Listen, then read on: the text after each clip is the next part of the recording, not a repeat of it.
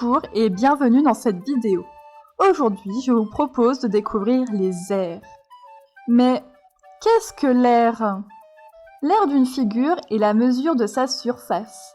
On parle aussi de sa superficie, notamment lorsqu'on parle d'un pays.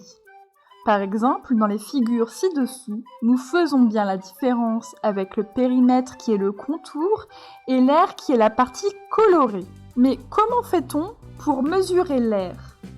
Tout d'abord, il faut choisir une unité de mesure, c'est-à-dire une unité d'aire. Ici, nous allons commencer avec le carreau. La première méthode est la suivante. Nous allons les compter un à un. 1, 2, 3, 4, 5, 6, 7, 8, 9, 10, 11, 12. L'aire de la figure C est égale 12 carreaux. Par contre, ici, nous voyons qu'il y a 5 carreaux de largeur et 3 carreaux de hauteur. Nous pouvons donc faire 5 fois 3 égale 15. Et on rajoute les 3 carreaux restants. 15 plus 3 égale 18. Donc l'aire de la figure D est égale 18 carreaux. Par ailleurs, pour exprimer une surface, nous devons utiliser une unité d'aire usuelle qui est le mètre carré.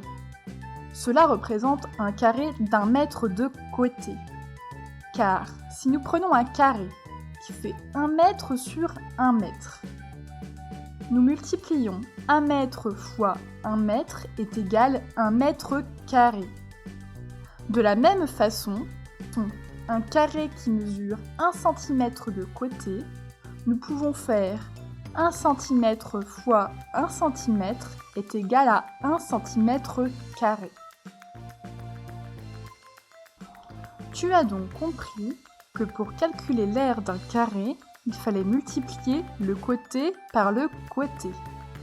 Par exemple, si je prends un carré de 3 cm de côté, je vais faire 3 fois 3 égale 9 cm carrés. Mais qu'en est-il du rectangle? Eh bien, c'est le même principe. Par exemple, prenons un rectangle de 2 mètres de largeur et de 4 mètres de longueur. Nous allons donc multiplier la longueur par la largeur. Ainsi, 2 fois 4 égale 8. Mais ce n'est pas tout. 2 mètres fois 4 mètres est égal à 8 mètres carrés. Cette vidéo est maintenant terminée, j'espère qu'elle a pu t'aider et je te dis à bientôt!